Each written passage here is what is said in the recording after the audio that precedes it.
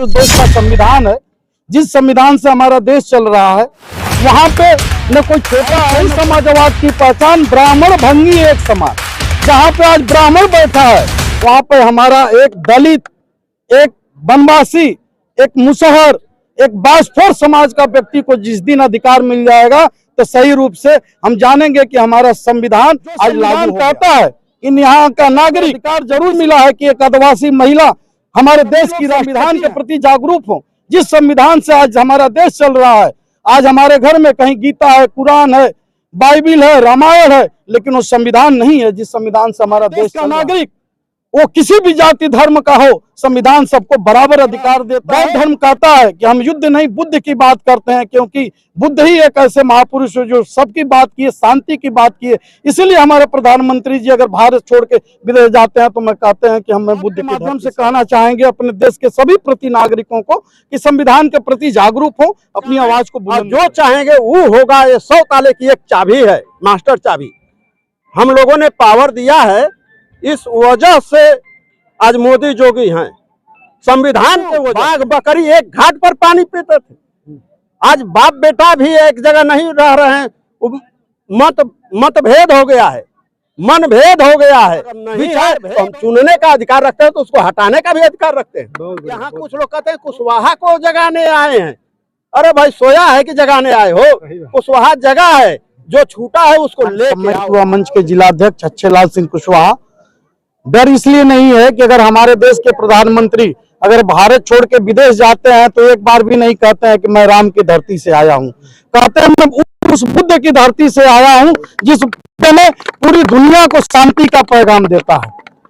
तो हमें जरूर, हम कम संख्या में हैं बुद्ध को मानने वाले, लेकिन आज कहीं ना कहीं 56 देश बौद्धिस्ट है और बुद्ध हमेशा सबकी बात करता है। जैसे हमारा जो देश का संविधान है, जिस संविधान से हमारा देश चल रहा है, वहां पे न कोई छोटा है न कोई बड़ा है, यहाँ प्रत्येक नागरिक की बात की गई है और उसमें हमारे मूल्य दिए गए हैं, समता, न्याय, बंधुत्व, स्वतंत्रता। जहां पे कहा जाता है कि यहाँ पे अगर एक और नेता हुए जो कि समाजवाद की बात किए गए, जो समाजवाद शब्द हम लोग ये न समझ लेते हैं बहुत सारे लोग कि समाजवाद का मतलब समाजवादी पार्टी।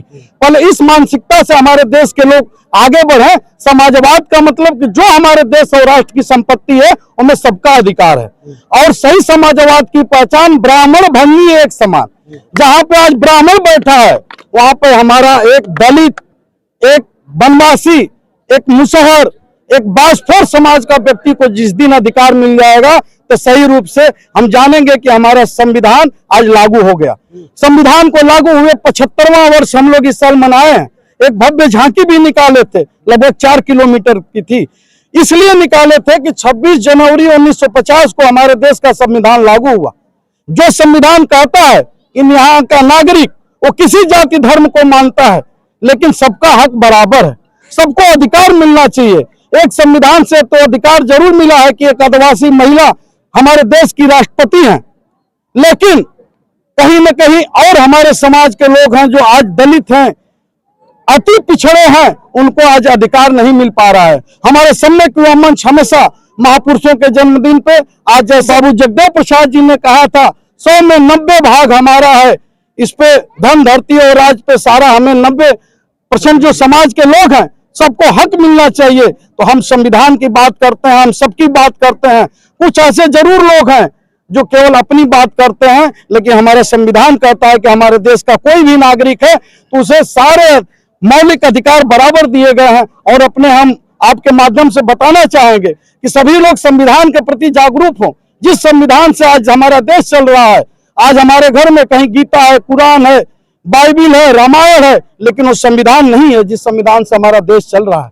मैं कहूंगा अपने साथियों से कि लोग संविधान को पढ़ें, संविधान को जानें और वो संविधान ऐसा बना। हमारे संविधान निर्माताओं ने जो संविधान सभा के द्वारा, जिसको बनने में 2 साल 18 माह 11 दिन लगे, पूरे हर चीजों पे बहस हुई। हमारे देश का नागरिक वो किसी भी जाति धर्म का हो, संविधान सबको बराबर अधिकार देता है। और जिस दिन हमारा बुद्ध की जो आपने प्रश्न पूछा है, जिस दिन बौद्ध धर्म पूरे तरफ से लागू हो जाएगा, जैसे संविधान सबको बराबर बात देता है, हमारा बौद्ध धर्म कहता है कि हम युद्ध नहीं बुद्ध की बात करते हैं, क्योंकि बुद्ध ही एक ऐसे महापुरुष है जो सबकी बात किए, शांति की बात किए। इसीलिए हमारे प्रधानमंत्री जी अगर भारत छोड़ के विदेश जाते हैं तो मैं कहते हैं कि मैं बुद्ध की धरती से आया हूँ। राम राज्य की स्थापना क्यों नहीं? राम राज्य ठीक है, राम राज्य जो है कुछ लोग अपने स्वार्थ के लिए बात करते हैं, लेकिन हम संविधान को मानते हैं, हमारा देश संविधान से चलता है। राम राज्य की कल्पना हो सकती है, लेकिन संविधान एक ऐसा ग्रंथ है जिससे हमारे पूरे देश चल रहा है, इसलिए संविधान की जरूरत है। अयोध्या के महंत कहते हैं कि अब राम राज्य की स्थापना होगी और संविधान को बदलकर दूसरा संविधान लिखा जाएगा। नहीं, संविधान के मूल ढांचे जो हमारी आज सबसे बड़ी अदालत है सुप्रीम कोर्ट बार बार कहती है, आप भी पढ़े लिखे लोग हैं, कि संविधान के मूल ढांचे को बदला नहीं जा सकता। तो संविधान का मूल ढांचा तो नहीं बदल पाएंगे लोग, शासन सत्ता में जो भी लोग आवे, जिस विचारधारा के लोग आवे, संविधान के मूल ढांचे को नहीं बदला जाएगा। लेकिन एक हम अपने आपके माध्यम से कहना चाहेंगे अपने देश के सभी प्रति नागरिकों को कि संविधान के प्रति जागरूक हो, अपनी आवाज को बुलंद करें। जाते जाते हम सर से बात करेंगे कि आज तो दिल दिमाग को दुरुस्त करके ये माने कि मानव मानव एक समान।